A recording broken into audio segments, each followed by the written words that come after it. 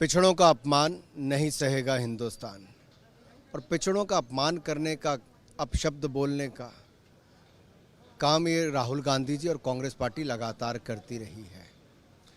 इनके काले कारनामे, अब काले कपड़े, ये काले जादू तक जाने वाले हैं, क्योंकि काले कारनामे छिप नहीं पाएंगे। सवाल ये खड़ा होता है कि आखिरकार क्या कांग्रेस ने कोर्ट को भी मानना बंद कर दिया है? अहंकार इतना ज़्यादा राहुल गांधी जी का है कि वो पिछड़े समाज से माफ़ी तो नहीं मांगी, कोर्ट में भी माफ़ी नहीं मांगी, कोर्ट का जब आदेश आ गया तो उसको भी मानने के लिए तैयार नहीं है। ये आदेश कोर्ट का है, स्पीकर को तो केवल उस पर पुष्टि करनी है। जिस समय आदेश आया उसी समय से उनकी मेंबरशिप चले गई, सदस्यता चले गई।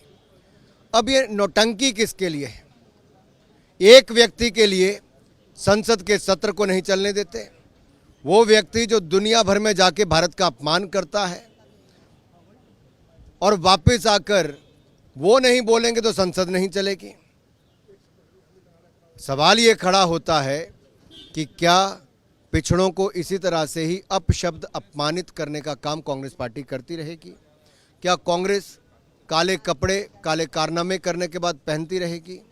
क्या काले जादू तक भी ये पार्टी जाएगी अपने बचाव के लिए?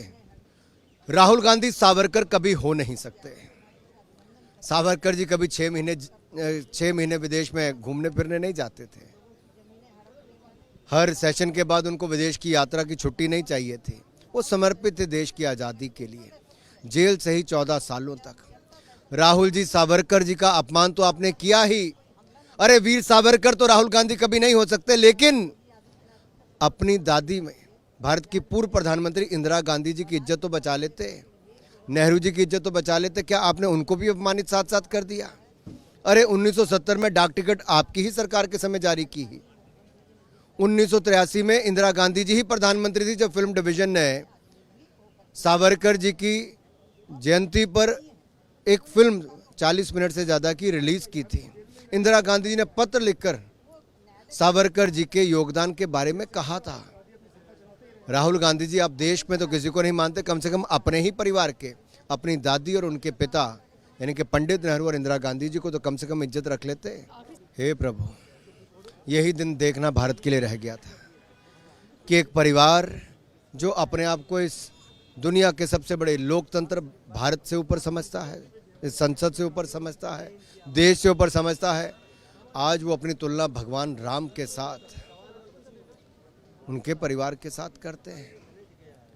इससे बड़ा दुर्भाग्य देश के लिए क्या होगा? और इससे ज़्यादा अहंकार, ये जो अहंकार है भाई बहन में, ये इससे ज़्यादा क्या होगा? ये तो देश देख रहा है। जिन्होंने देश को नहीं छोड़ा, बाकियों को नहीं छोड़ा, अब भगवान राम को भी नहीं छोड़ा।